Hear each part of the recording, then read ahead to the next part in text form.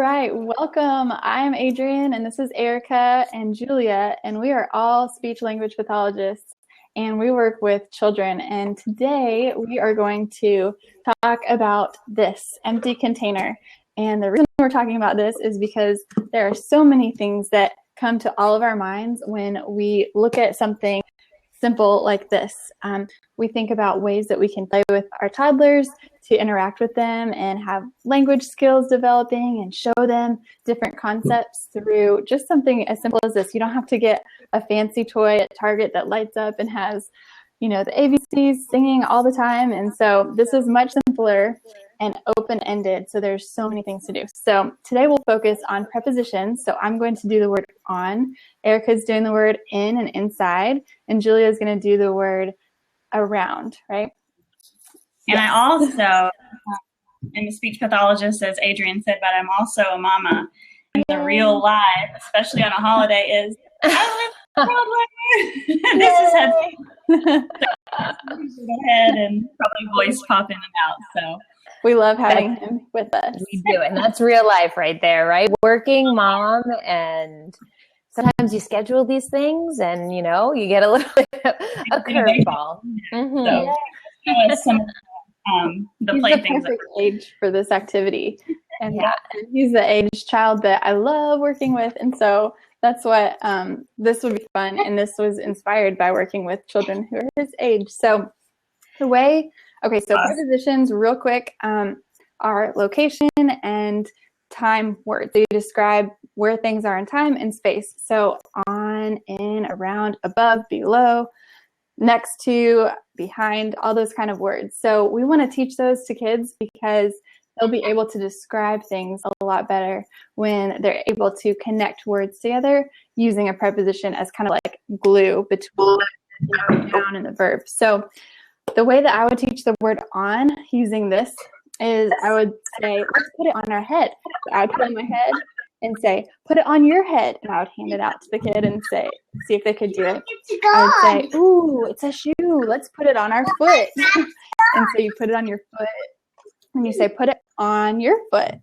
And so then if they copy you, you can say, oh, it's on your foot. Let's take it off. And then you could put it on your hand. Then you could hand it to them and have them do the same thing. And then you could give it to them and say, ooh, okay, ready? Go put it on the couch, and point to the couch, give it to them and say, go, go, go, go, go, put it on the couch.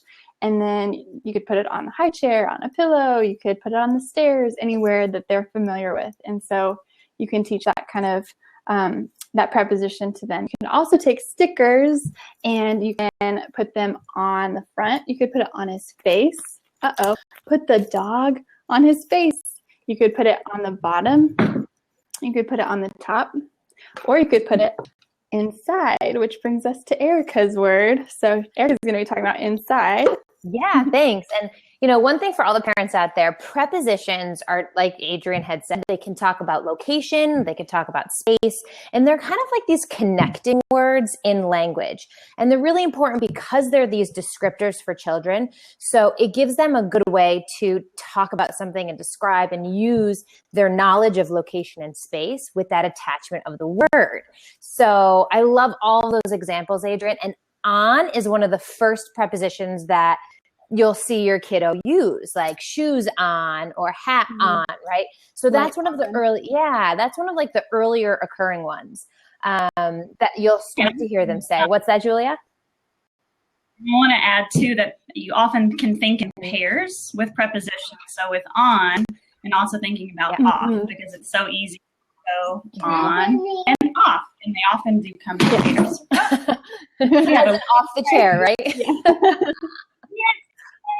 In the drawer right now.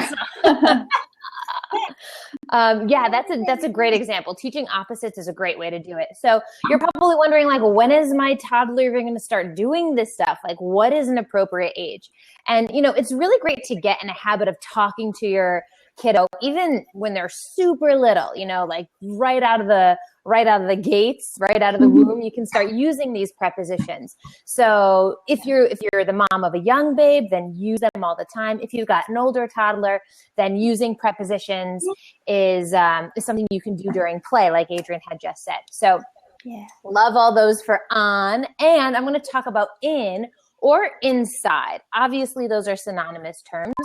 As a speech pathologist, I tend to use inside more frequently. And the reason for that is I find it to be a little bit more salient. It's a little bit longer. The word is just, you can hear it better almost. And a lot of kids will just shorten it to in. Like I said, the terms are synonymous. So when I say in or inside, I really mean both, but I'm going to use inside because I try to get in the habit of using inside. So just a little tip there.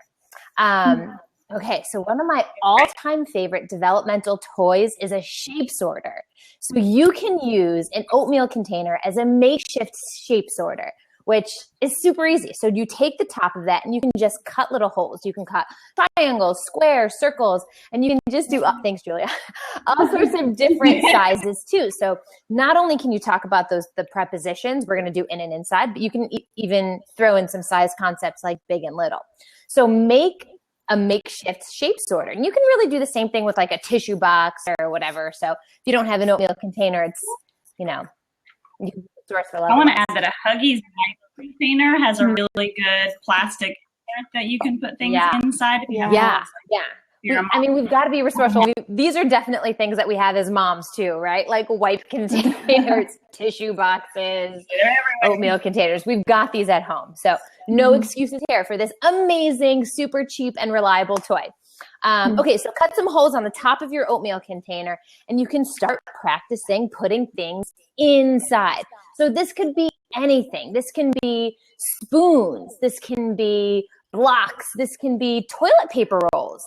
This can be tissues. So you can take those tissues, crumple them up, and start putting them inside. Push inside. Push the tissues inside. Oh, Mama can't do it. Help me push inside. So a lot of that repetition is a great way to kind of bombard your child with these prepositions and really put them inside. Put it inside. You do it. You crumble them. I can't reach. I can't reach it in there. Put it inside.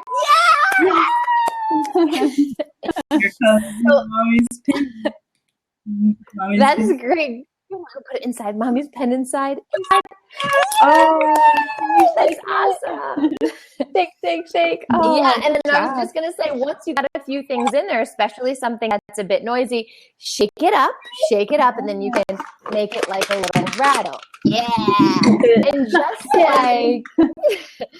like Julia had said, using prepositions and opposites is a great way. So now that you've put everything inside the container, you can open it up and pour it out.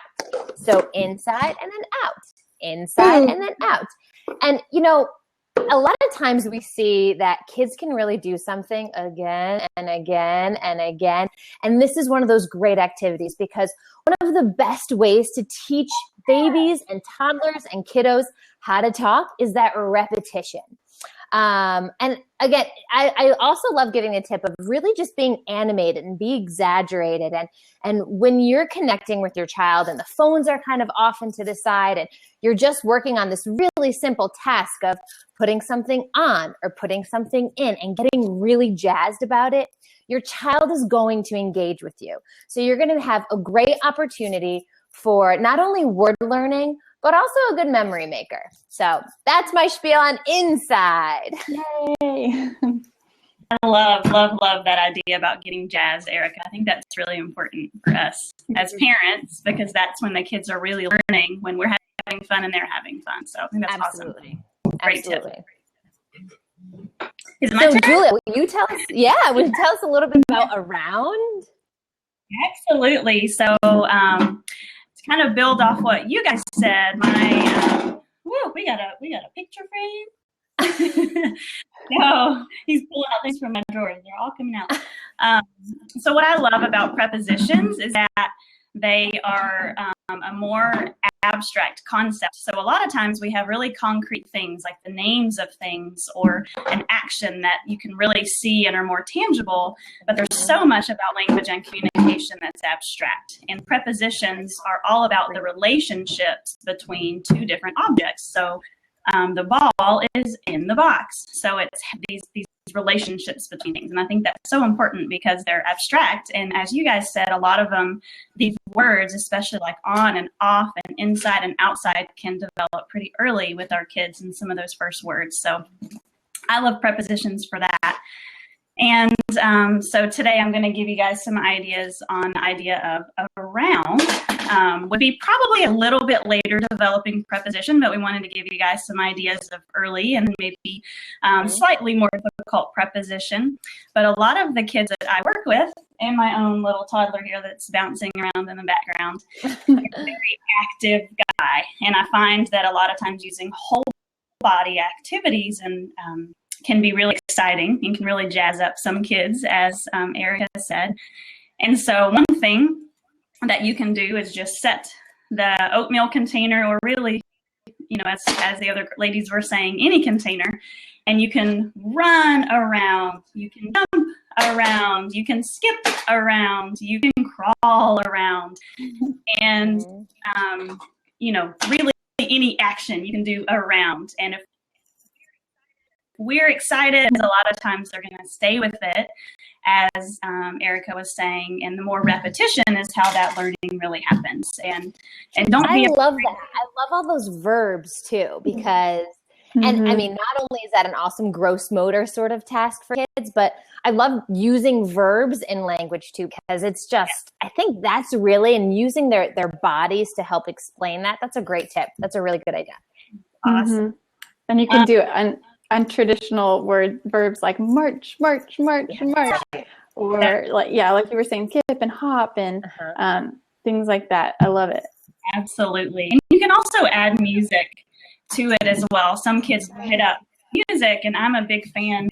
This guy challenges me at bedtime. He'll say, sing the oatmeal song, and I just have to come up with something because it makes him laugh when things are similar like that. He can, I'll change the words to common tunes. So for example, if you wanted to change the words to ring around the rosy, you could do something like, ring around the oatmeal, pockets full of bread. Oatmeal, oatmeal, we all fall down. Yay, I love it. That's great. That's a really good idea. And singing in language development is so great too. So that's awesome. Really catchy, and it can kind of stick in a kiddo's brain on what words you're using. Great tips. But if sometimes that's too much language, just humming a familiar tune can be helpful too. So it doesn't always have to be full of words. And then the next thing that we can do with this is I thought about running, and this is kind of like a baton or like football, and it can signal a turn. I'm like, okay, it's your turn. We're going to run around the bed, and you can hold it and run around the bed, and then, okay, your turn, mommy. Okay, I'm going to run around the car, and you can even, take it outside, because sometimes that is just fun for kids to kind of get out of the house, and, especially now that it's springtime. So, yeah. Hey, Hudson, I want to show you something. I want to show them what my next tip is. Let's see. And the last thing we can do for around is we can talk about body parts, and we can roll it around our head. Around your head. Do it. Should we go around? My head?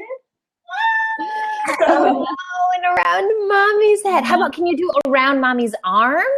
Can you do it around mommy's arm? Try it. Yeah. Good job. See, I need to be up and moving. My camera just won't. I can't follow myself. We'll go around your arm or around your belly. And of course, probably having to move around the whole room doing it and just making it fun. So those are some of my tips. Those are awesome.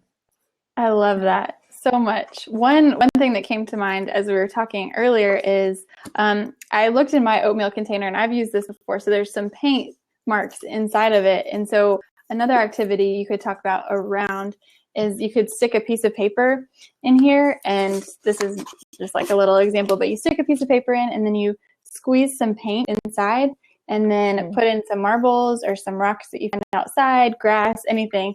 And then you put the lid on, and then you have your child. You can shake it around your head. You could shake it around your head. You could shake it around your belly. And then at the end, you can open it up and look inside, use the word in, and then pull it out. And then you have a beautiful piece of art that's unique and something that's really sensory that they can hear as you're shaking it. And another memory, like you were saying. Yep, that's great. I think the big takeaway too is that this is really, again, it's such a simple thing. An oatmeal container is so simple, and it really can be used for so many ages. Like you can use it with a 1-year-old and just doing some really simple prepositions and maybe some verbs together, like roll, shake, and then just talk about that. But then, like if a kiddo was 5, doing those art projects and going and exploring that nature component and putting all sorts of different things inside, and then like you said, making a memory. I think it's great, and it's really simple, really affordable, and I think all of us as parents can do it. We can all do it. Absolutely. And I just keep having things pop in my head too, like you guys, because I had rubber band on my wrist for my hair, and we can put things around the container. Oh, cool. Yeah, I love that idea. Wrapping elastics and ribbon and tape, right? Yep. Yeah. It's awesome. Yeah. Tape I is so keep cool. having things pop into my head too. That I think you could cut, it might be kind of tricky, but you could cut a bunch of lines, and then when it opens up, I would imagine it would look like a flower or something. And so you could have, like if you had a bunch of paint in here just plain, then you could use the paint and then you could cut it and make it into a big flower. Do you know what I mean? Like you would cut lines. Oh yeah. That's a great idea. So, and then you can talk about other sorts of directional words, like pulling, once you do all the cutting, like pulling it down, see if the flower can bend, bloom the flower. Yeah. Something that I used to do with styrofoam cups in college. Oh, what were you saying? Oh, sorry, I was just going to say what I love about all of these ideas is you don't have to do a lot of prep work, because as mom, as a therapist, seeing a lot of kids, you don't have to prepare things and do a bunch of stuff ahead of time. You just get what you have on hand and go. And I love that too. And sometimes you'll have an idea in your head, and then your child will run with it in a different direction, and you'll be like, oh, I didn't even think about that. That's how the best ideas come about, because you're like, oh, that's so genius. Like, let's do that. And so I think being flexible and not having it be like a lesson plan. Okay, first we're going to run around and then we're going to sing. And so just going with the flow, taking their lead. If they drop it down the stairs and it bounces, you can teach them down, down, down, down. And that's another preposition. So and that's the thing about like that whole play-based concept. Like a lot of times we talk about play-based and we think, oh, well, play, as long as I'm playing, then it's play-based. But play-based really means the child takes that direction. Like we just have a few ideas, but we have to follow their lead. So that's really how kids learn. So they're using their creativity, they're using their minds to explore, and we're just giving them all that language and that language-rich environment to give them that stimulation to be like, yes, we're going to add all of this cognitive stuff that you guys are drumming up, and we're going to add this language to it. And that's how they learn. That's learning at its best right there. Yeah, I think that is so true. And I want to add too that real play isn't about learning, but learning is the natural outcome of play. But we don't, true play isn't about we're going to learn X, Y, and Z. But as therapists and moms, there's all these opportunities as long as it's fun. I love that is the natural outcome, but not something, play isn't about feeling tested and feeling like we're asking the child a bunch of questions like, where is it? Where is it? Where is it? Put it in. And there's not, keeping it fun and keeping it light and exciting. And as you guys were saying, being flexible. And I think that's just such an important, not only language skill, but just a life skill. And if we're modeling flexibility in how we play and going with the flow, then the kid's going to learn that naturally as well. For sure. Oh, well said. That is an awesome note to end on. For sure. That is, love it. Well, so what we can do now is we can take any questions. I see that we have people watching live. And so if you're here watching and you have a question for us, at the bottom right hand, if you're on your computer, you can send us a message, and you can type the / and then a capital Q, and then type a question if you have any questions for us. And then we will hang when I get off. Yeah, there it is. And I meant us. Talk to us here. And, I think one of the things to think is not just maybe an oatmeal container. You can use a lot of these activities with whatever else you have, like a paper towel roll or a toilet paper roll or, risotto rice containers. So like all of this stuff is applicable. Again, like using prepositions for any sort of vessel, any container that you have it still does the same trick. So yes. I also love, it's a random thing, but there's a type of gelato in the grocery store called Talenti, and it comes in this little plastic container. Do you know? Yes, I know it. Of course I know it. Not only do you get a treat, mommy, and we get this nice, delicious treat, but the Talenti gelato containers are really durable, and they're like the perfect size even for crayons, and the lids screw on. It's just another vessel that if you already have it anyway, to use it, it's another great vessel. My husband always knows to ask me before throwing away any kind of containers now, because I hang on to everything because I can use it for so many different things. And absolutely. And especially in speech therapy sessions, if you bring in a different container, it's like a whole different day. It's a whole different kind of you can do. And so, he's always like, "Can I throw this away, or do you need it?" That's so it's so true. And it's so true. It's like, and we joke when you say that big box arrives. I shop a lot on Amazon. That big Amazon box arrives, and it's like, yes, the box is here, right? And of course, eventually after a day or two, it goes away. But these kinds of really simple toys are how you get your kid to talk. It's really just about that engagement. There's no big secret. It's about engaging. It's about being present and just using some of that really language-rich stuff like prepositions, verbs, all of that helps your kiddo talk. Absolutely.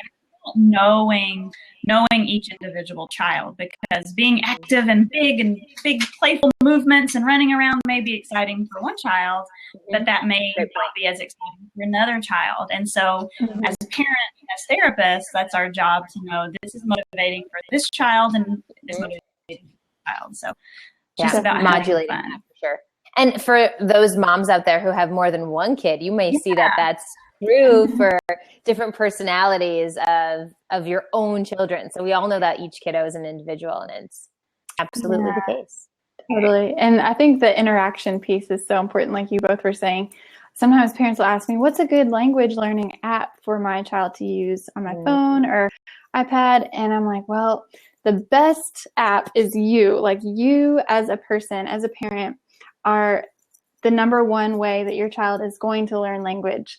They can learn things from apps, yes, but they're going to learn how to talk, interact, react. They're going to learn emotions, facial expressions from you and from watching you and what you're modeling for them. So they're picking up like sponges, things that you're saying. So when you're intentional about the things that you say and using prepositions can help build their language, then just think, okay, what kind of prepositions can we work on? And just Google a list of prepositions online and print it out and just kind of go through and be like, okay, well, today we can talk about on. So just every time you think about something that you're doing and interacting, just use the word on with it. And you'll find that you can use it in a lot throughout the day. So they might pick up on it really quickly. So that's nice. This is so fun, guys. I guess we don't have any questions, but thank you everybody for tuning in. Yes, thanks for watching. And even if there aren't questions, if you guys have ideas of, hey, what would you do with this object? I have this object lying around. We'd love the challenge and the idea of how to use certain things that you guys are. That's so true. And you can find each of us from Twitter. We all, I think, have our websites linked up. Julia has an awesome Instagram page where I'm always getting ideas for different activities, and I just love how you post what you're doing in therapy. And then I'm inspired by your videos and Erika's blog. You guys both have some awesome content, so I just keep learning from it's you always guys. good. I mean, you can never have enough bags in your trick. I think as a mom myself and as a therapist, there's just, there's always that opportunity. You're like, I forgot a toy, or I'm at this restaurant and I have to entertain you for the next whatever amount of minutes. How are we going to do it? Well, we're going to use this straw and straw wrapper, so it's great to kind of keep ideas fresh and rolling. And I think that for me, Julia and Adrienne are great resources. So definitely check them out. And, thanks guys. Thanks for everything. Thanks for coming in. Yeah, this has been so